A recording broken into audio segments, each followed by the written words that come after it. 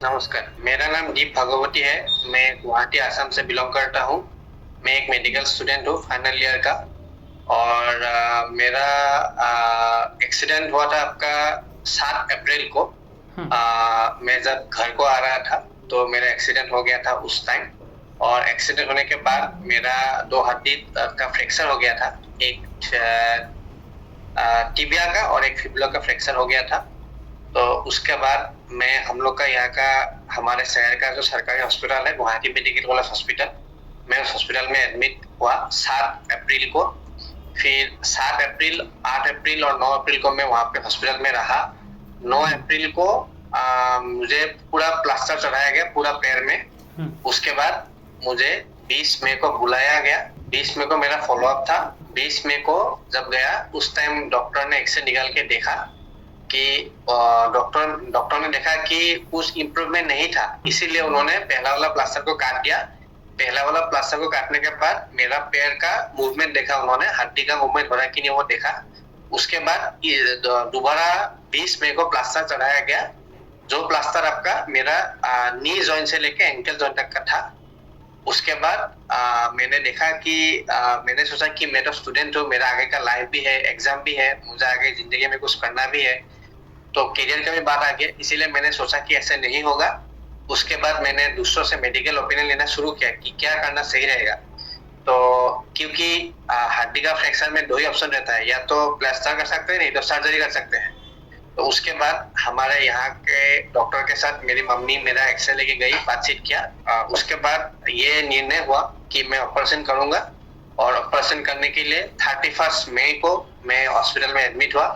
उसके बाद उसी दिन रात को शाम को मेरा ऑपरेशन हो गया। उसके बाद मैं घर आया। उसके बाद जो नॉर्मल मेरा फॉलोअप था, जैसे एक हफ्ते के बाद गया ड्रेसिंग करने के लिए। उसके बाद दूसरे एक हफ्ते के बाद गया सिलाई कटवाने के लिए। उसके 1.5 महीने बाद, लगभग 1 से 1.5 महीने के बाद मैं फॉलोअप में गया था। तो फॉलोअप में जाने के बाद मैंने देखा कि जो एक्सरे है मेरे हिसाब से या फिर नॉर्मली भी हो, क्योंकि ऑपरेशन हो गया था उसके बाद वाला एक्सरे अच्छा आना चाहिए था। लेकिन मैंने देखा कि इस बार एक्सरे खराब आया है। तो उसको लेके मैं बहुत चिंतित हो गया कि अभी क्या क्या करूं। उसके बाद डॉक्टर ने मुझे बोला कि 90% रिकवरी होगा लेकिन 10% का डिफरेंस रह जाएगा।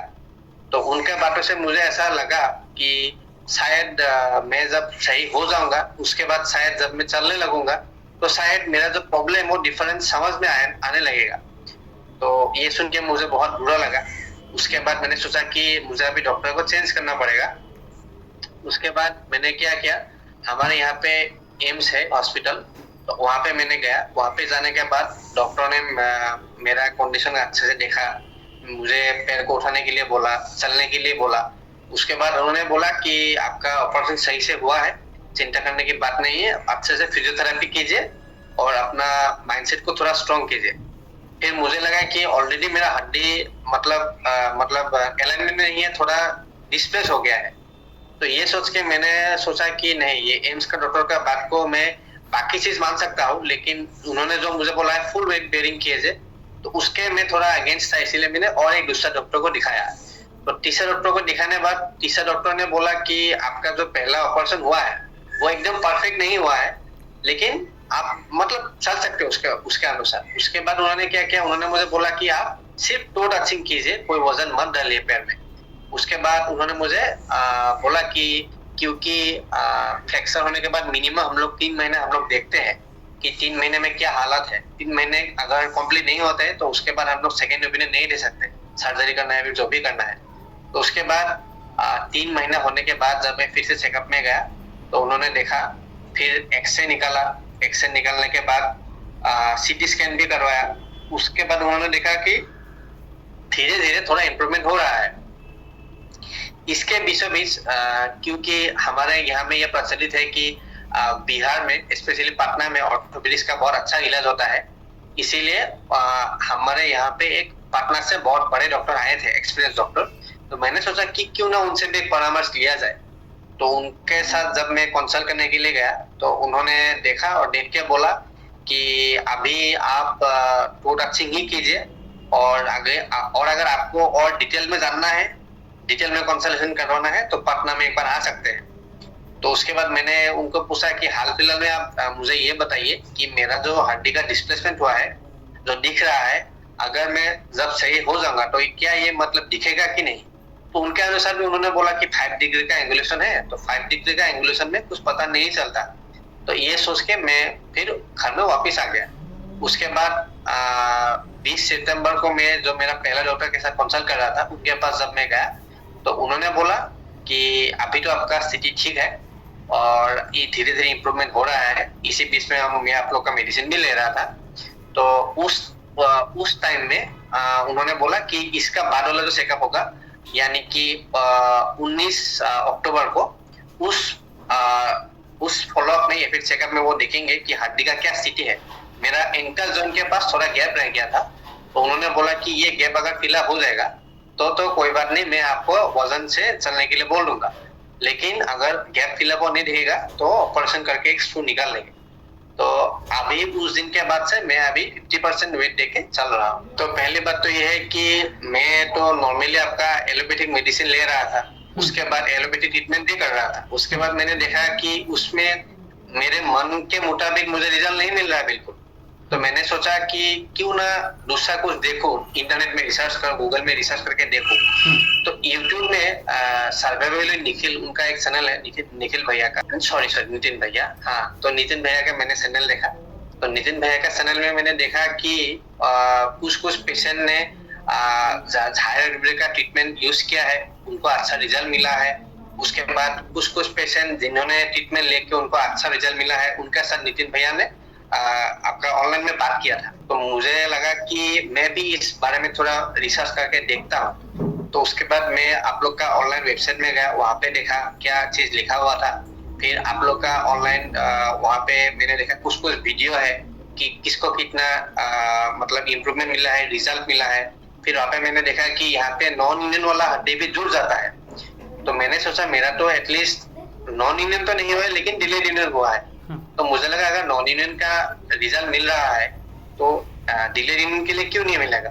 तो मैंने सोचा कि सब कुछ तो ट्राई कर ही लिया, तो क्यों ना इसको भी एक बार एक थॉट प्रोसेस दिया जाए। तो ये सोच के मैंने झार आयुर्वेद के साथ आगे बढ़ा है। झार आयुर्वेद का पहले तो मतलब मेरा स्थिति तो बहुत ही खराब था, क्योंकि मैं मेरे से चला नहीं जा रहा था। फिर हड्डी का स्थिति कभी एक्सरे में अच्छा दिखता है, कभी बुरा दिखता है, मैं उससे बिल्कुल संतुष्ट नहीं था।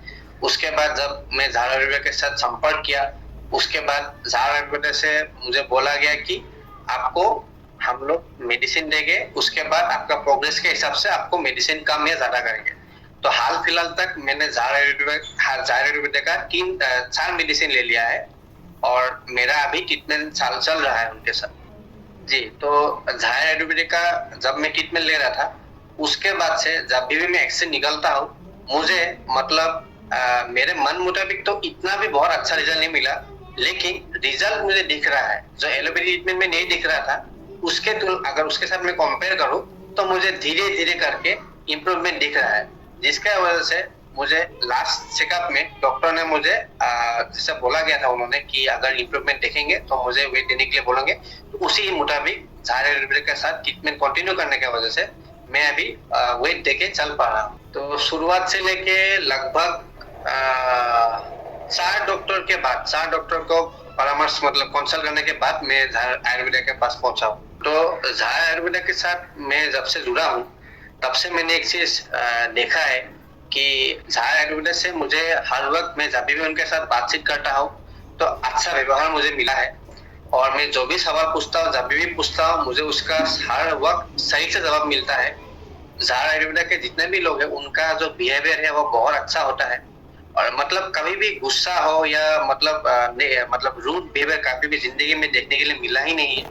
उसके बाद झार आयुर्वेदा में हर शनिवार को कुछ दिनों पहले से शाम को 5 बजे लाइव मीटिंग होता है, जहाँ पे पेशेंट अपना सवाल पूछ सकते हैं, फिर अपना कोई भी सुझाव हो तो दे सकते हैं। तो जैसे मैंने सुझाव दिया था कि जब मीटिंग शुरू हुआ था वो जूम में शुरू हुआ था और बहुत लोगों को थोड़ा प्रॉब्लम हो रहा था जूम चलाने के लिए।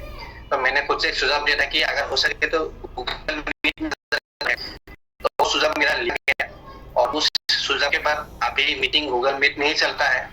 तो इस हिसाब से अब तक का जो मेरा आयुर्वेदा में एक्सपीरियंस रहा है वो बहुत अच्छा रहा है। और क्योंकि मेरा जो भी सवाल होता है जब भी रहता है, जिस प्रकार का भी रहता है, वो मतलब एड्रेस किया जाता है।